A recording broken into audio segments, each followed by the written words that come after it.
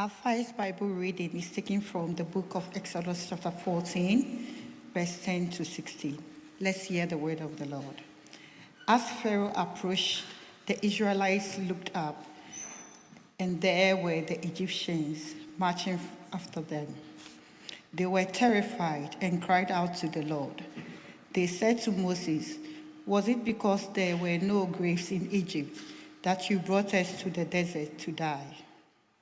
What have you done to us by bringing us out of Egypt? Didn't we say to you in Egypt, 'Leave us alone, let us serve the Egyptians'? It would have been better for us to serve the Egyptians than to die in the desert." Moses answered the people, "Do not be afraid. Stand firm, and you will see the deliverance the Lord will bring you today. The Egyptians you see today, you will never see again. The Lord will fight for you. You need only to be still." Then the Lord said to Moses, "Why are you crying out to me? Tell the Israelites to move on. Raise your staff and stretch out your hand over the sea to divide the water so that the Israelites can go through the sea on dry ground." Here is the word of the Lord.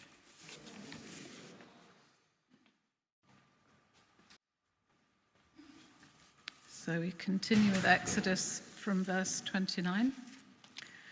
But the Israelites went through the sea on dry ground, with a wall of water on their right and on their left. That day, the Lord saved Israel from the hands of the Egyptians, and Israel saw the Egyptians lying dead on the shore. And when the Israelites saw the mighty hand of the Lord displayed against the Egyptians, the people feared the Lord and put their trust in him and in Moses, his servant. This is the word of the Lord. Thank you both. Good morning. Nice, that was good. Energetic back. Wasn't expecting that, guys. My name's Luke. I'm the youth and children's pastor, if you couldn't tell from that energetic burst I started with. I'm going to be speaking on leadership and courage this morning. Before I do, let's just take a moment to pray. Yeah, God, thank you for the character of Moses. Thank you for his story. Thank you that you called him to be a leader, and that with your help, in your strength, he could lead the people. I pray that you would open up this word to us this morning. Would you be revealing yourself to us, and would you put your word on our hearts? Amen. So as I said, in this current preaching series, we are looking at leadership through the character and the story of Moses and what we can learn from him. And we have said that you don't have to be a leader of an organization. You don't have to have a title or a following to be a leader. We have said that if you have influence over people, then you are a leader. And so that's the frame in which we're going to be thinking about this talk, thinking about courage and leadership. If you have influence over someone, which we all do, then this is applicable for you. You can't sit there and go, "I'm not a leader, I'm going to turn off for 20 minutes. So we're going to focus on the theme of courage in leadership today. And when we speak of courage, we're thinking of things, the ability to do something that frightens us, or to stand up against something that frightens us, or to complete something that maybe frightens us. We can be frightened by external things and internal things. They can be obstacles, challenges, relationships. Oh, I've just had a fly land on my thumb. How weird is that? That was so strange. Back on track. Gosh, one of the plagues of Egypt is coming now. Back on track, everyone. And so for a second, I just want us to take a moment to reflect on what are the things in our life that happen, that we're facing at the moment, that maybe frighten us, that we need courage to face. So I'm just going to give us 5 to 10 seconds of quiet to reflect on those things.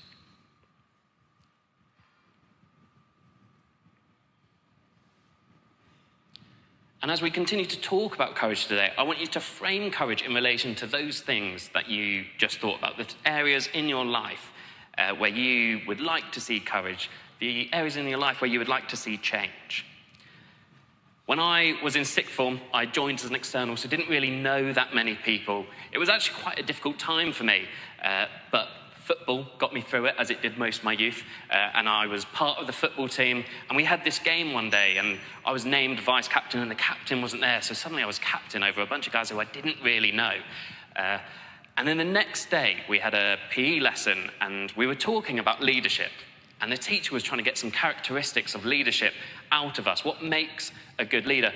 And so he'd heard that I'd been captain for the game, and so he asked me, how did the game go? And I was like, well, it was all right. I mean, we lost and it was a cup game, so it's pretty disappointing. He was like, oh, so how did you play? And I was like, yeah, I think I played pretty well. He was like, how did you lead? I was like, yeah, I'm pretty loud on the football pitch. I think I led all right. He was like, so what happened in the game? I said, well, we ended up tying, so we went to penalties, and then we lost some penalties, and, it's pretty 50-50 penalties. And he really wanted to get at my leadership abilities in the penalty shootout. And so he kept digging and digging. And eventually I was like, look, sir, I missed the deciding penalty, which lost us the game. So, leadership, whatever. And the whole class kind of looked a bit awkward, and he went really awkward, and he kind of mumbled, well, at least you had the courage to take one, and very quickly changed the topic. Have you ever heard someone say, or maybe you've said it yourself, God won't give us more than we can handle? If you've heard someone say that, or have said it yourself, can you just, oh, lovely, it's not just me. I had a minor panic that maybe it's only me who's ever heard that. And so in this phrase, God won't give us more than we can handle, I've heard it so often that I genuinely had to Google it to make sure it wasn't a verse in the Bible. And it's not. There's no biblical foundation for it, really. It's a massive mistranslation from temptation. And so when people say that, I think about it, and I'm like, logically, this doesn't make sense. I see the world around me. I see people struggling. I see famine and hunger, people displaced by war. I see all that pain around me and think, logically, it doesn't make sense, that phrase. Then I think about it theologically, and I think I struggle with it because the statement suggests that God is like this puppeteer who's controlling us and then throwing life situations right at us, which just doesn't add up to the God that I read about in the Bible. God doesn't give us these situations. He doesn't throw these situations in our face. Sometimes life is just really tough and these things happen. But it's not that God isn't giving us more than we can handle. This is just life. And what we need to know is God is with us through all those situations. And so no, the statement isn't true and it doesn't make sense. And sometimes life really sucks. And if this was a self-help talk, which don't worry, it's not, I'd probably say something like, yeah, you can get through any situation if you just put your mind to it. But the reality is, life can be really rubbish. And this isn't a self-help talk. You've not gone to the wrong place. You're okay. And it is often at this realization that actually I'm not enough to get through this, that we truly find the courage of a leader. When we can finally say, hey, I am not enough to do this. I need God and I need to turn to God. We find the courage to lead. And so I think there are two elements of leadership that are shown in the passage that was read to us this morning.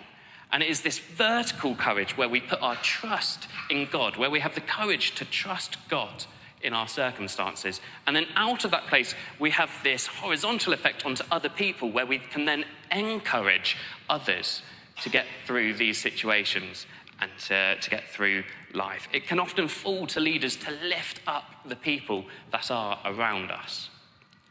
So first of all, I want us to think about having courage in God. Sarah spoke last week and talked a bit about fear and the effects that it can have on leadership. And I want us to consider fear as almost an opposite to courage. They kind of go on opposite ends of the spectrum. They're not quite opposites, but it is fear that stops us from doing things. It is fear that we need to have courage to face things. And fear can lead us to run away or run from the problem or the event. Sometimes we face situations and we tell ourselves the lie that if we were somewhere else, that the problem would just go away. If I wasn't here, if I wasn't surrounded by this group of people, if I got away from that person, all these problems would disappear. And sometimes getting some relief from those situations is really helpful as a temporary relief from them, but it doesn't get rid of the problem. My dad volunteers down in Bournemouth with a charity that homes people that are coming from difficult situations. Quite a lot of the guys he ends up speaking with have drug or alcohol problems. And he says when he speaks with them, quite often they have this mindset of, I just need to get away from that person. That person is the cause of my addiction. And if I get away from them, it'll all be sorted. And so they've moved from wherever they are and they've come down to Bournemouth and they think, I'm now somewhere new, it'll be fine. But my dad says inevitably, after a few weeks, they find another person who pulls them back into that world. And so they start this journey over and over again. The geographical cure for running away from things only gives us a temporary solution, and it doesn't deal with the internal problem. Then this one guy my dad would get coffee with, after a meeting with him, he came back and told me all about it, and he was like, I met him, and he's leaving Bournemouth. He's going to change location again. And I thought, the pattern's just going to repeat itself. But he said, but this time he's booked himself into a rehab up in the Midlands. And my dad spoke with him maybe 2 years later. He came back down to Bournemouth to see a few people. And my dad couldn't believe the change that this man had experienced. Because instead of running away from the problem, he faced his problem. He didn't run from it, he ran towards it so that he could actually look at the cause, the deeper stuff in and around it. And he started talking about the journey that he'd been on in this and the role that God had played. And he was like, I couldn't have got through it without God. And my dad was blown away from this experience. See, running away from a problem is a fear response. Facing our problems head on, that is courageous. When we can trust in God, that is courage. When we run towards God's calling, purpose, and direction, that is when we show courage. And God was calling the Israelites out of slavery in Egypt and into a new and better future. When we look at Moses' story, though, we don't see a natural leader. We don't look at someone and think, hey, that's the guy I'd want to lead a nation out of slavery. Moses, the guy who killed a man. Moses, who wasn't really respected by the Israelite people. Moses, who didn't really belong to the Egyptians and also didn't really belong to the Israelites. Moses, who had a stutter. And Moses, who just told God, I don't want to lead. None of that shouts, you're my leader. Leadership isn't an ability that we have or that we're born with. It's not a specific personality trait that we have. Leadership is a craft that we need to work on and hone. And leadership requires the courage to speak and act when others around us are paralyzed. When we first held a Reach event here, which are the outreach events for youth, I remember the Sunday before the first event, I was chatting to Sarah in the vestry, and she was like, so what are ticket numbers looking like? Really excited for the event. And I was like, Sarah, it's not good. So it's like really bad. And I felt such shame as I told her, we'd essentially sold 27 tickets. I was going to lose the church a butt ton of money. That was then going to be announced at the APCM, and I would have failed. And Sarah was like, okay, we're going to share it with the church. And I thought, I don't know what Sarah's going to say here. Because if it was me, I would probably say something like, we could do with selling a few more tickets if you wouldn't mind just praying. But Sarah got up on the stage, and she was so honest with the whole church. And she said, we've sold 27 tickets. And we need to sell 50 for it to just be a viable event. So please pray with us, please spread it. And I was sat there like, I don't know if I would have had the courage to be that honest about the event. There's so much in me that is prideful and wants to be like, hey, it's okay. I'm going to fix it. I'm going to make it work.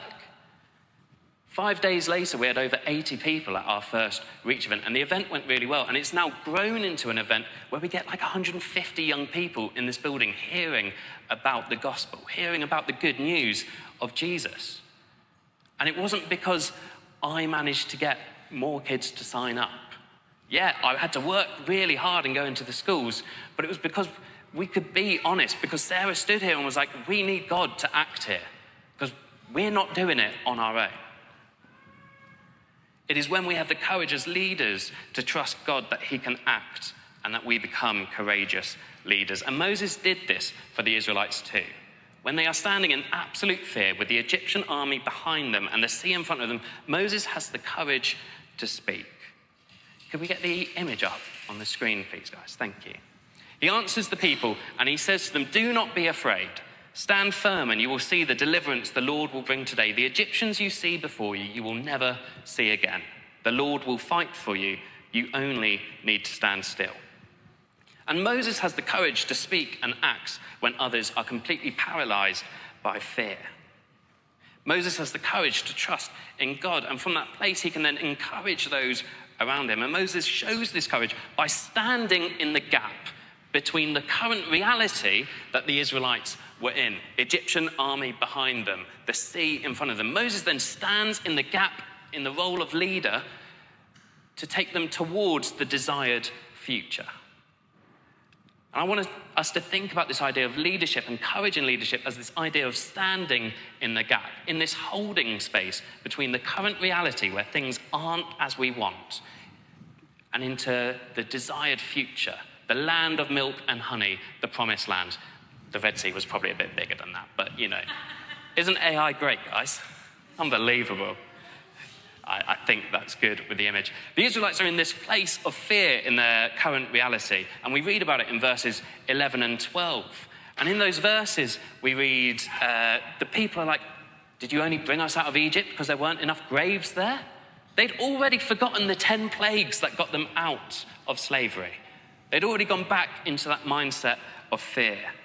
And then Moses replies and he encourages them that God will act. And then just a bit later, we read of God's breakthrough moment to get the Israelites towards their desired future.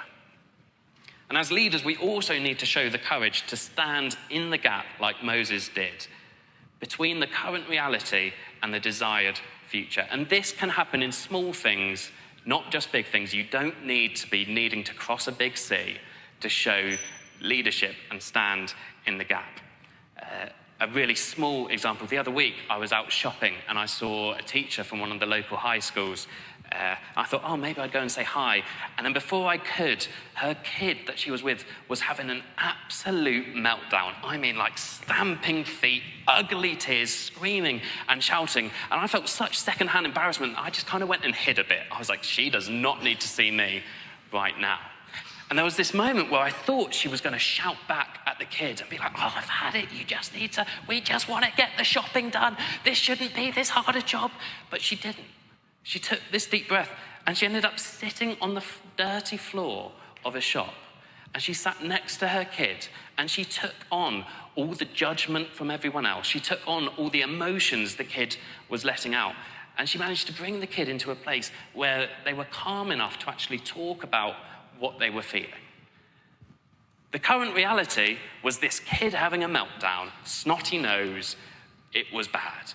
The desired future was just a completed grocery shop. That's all they wanted. And she stood in the gap, took on all the emotions, took on everything, and then little by little, they got to their desired future. That's a very small example. Alan Mulally, I don't know if I'm saying that right, was the CEO of Ford. He took over in 2006, and Ford's current reality was bleak. They were losing $17 billion a year. And he talks about what he did as a leader in that moment. And he walked in and he called these incredibly long and arduous meetings with the executives of the different departments, and they would go through their projects, and one by one, all these executives told him that their projects were on green, which was they were on track. It was all looking good. And they would have these meetings, and one after the other, they were all saying, yep, it's all looking good, we're fine, we're gonna make it. And then eventually, one executive came up and was like, our project is red. We are way behind, and we're way off track, and it doesn't look like we're gonna make it.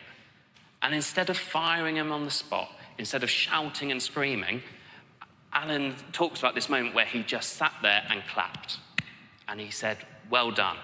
Thank you for being honest. And he talks about that being a really key moment in changing the culture at Ford, from a place of fear where everyone was like, yeah, it's fine, we're just gonna do it, into this place where they could have courage to say, I need help, we need to change something here. And little by little, they got themselves out of that $17 billion a year deficit and got themselves towards a place where their company could work, and they got out of that massive hole that they were in. All these leaders lift up the people that they had influence over by seeing the potential future and standing in the gap, standing in the tension between what is now and what could be, slowly advancing the group from that place of fear to a place of courage and action. And we find our courage by looking to God. Moses wasn't frozen in place by his circumstances. Instead, Moses remembered who God is and what he had already done for them in getting them out of Egypt. Moses had already faced more than he could manage on his own, because on his own, Moses was tending sheep in Midian. With God, Moses had gone back to Egypt, had faced Pharaoh, asked him to let my people go, and had got the people out of Egypt. When Moses gave his life to God and let God give him the courage to be a leader, that's how his life changed. And so Moses trusted God and encouraged those that he was leading. And then he sought God as to what he should do. And God made a way where there seemed like there was none.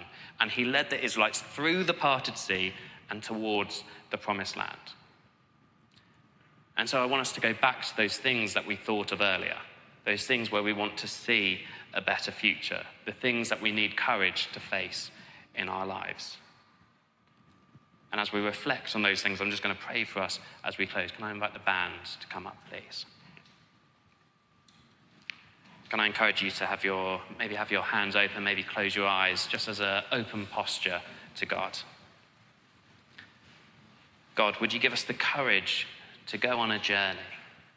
Would you give us the courage to face things that are difficult, the things that frighten us? Would you give us the courage to face our problems head on? God, would you help us not to run away from our problems? Would you take us on a journey of learning to trust in you, God? And would you help us encourage others on the way? Holy Spirit, would you speak to us in the quiet of our hearts now?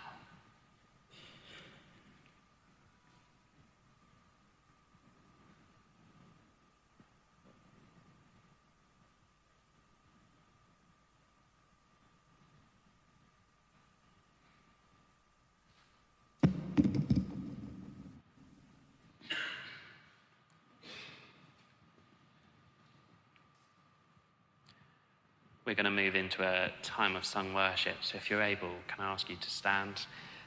Can I also ask if there's any members of the prayer team that are willing to pray, just to come down to my right, your left, just at the front. And if there's anything that God has been speaking to you about, maybe it's got something to do with my preach, maybe it's got absolutely nothing to do with it, can we encourage you to seek out prayer for that? I was struck in the song that we were singing earlier, to fall at the feet of God, fall at the feet of Jesus, the courage to sit at the foot of the cross. And it got me thinking about, how do we feel about bringing all our vulnerabilities and our weaknesses to God? Because I think cowardly behavior is to have that moment of pride that I was speaking about earlier. That moment of pride that says, I'm enough, I've got this, it will all be okay. But courage is when we say, God, I need to let go of what I'm holding and give it to you. And we leave it at the feet of Jesus. To let go of our stuff and to give them to God. Carol. This really fits in with what I was thinking about this morning. I was focusing on those words where Jesus said, come to me, blessed are those who mourn, and they will be comforted. And we can mourn about lots of things, obviously about death, about sin, about brokenness. There's so many things in the world that we can mourn about. But when I looked a bit further, the Hebrew word for mourn also refers to a field that's spent, that seems dead because it's given all it can give. And it made me reflect a lot on, actually, we need to be sometimes a place of lament, not just for the obvious things, but also what we feel about deep inside. And while this was going on, I was thinking about this. Our cat was meowing and yowling and making such a terrible noise. So I thought, oh, I better go and get it. But it went and ran away. And then I went back to where I was sitting and I continued to think about this. And then I heard the cat come and I just greeted it, and it came and it sat on my lap. And what that did was it spoke to me so powerfully about the fact that God is not going to make us come to him. Even though he can see our weakness and our distress and what's going on inside, he won't make us come to him. But when we come to him, His welcome and his love and his embrace will make us want to purr like my cat. Thank you. So can I just encourage anyone who would like prayer this morning, just come down to the front. We promise we won't make you purr. But just a chance to meet gently with God. We're gonna worship together.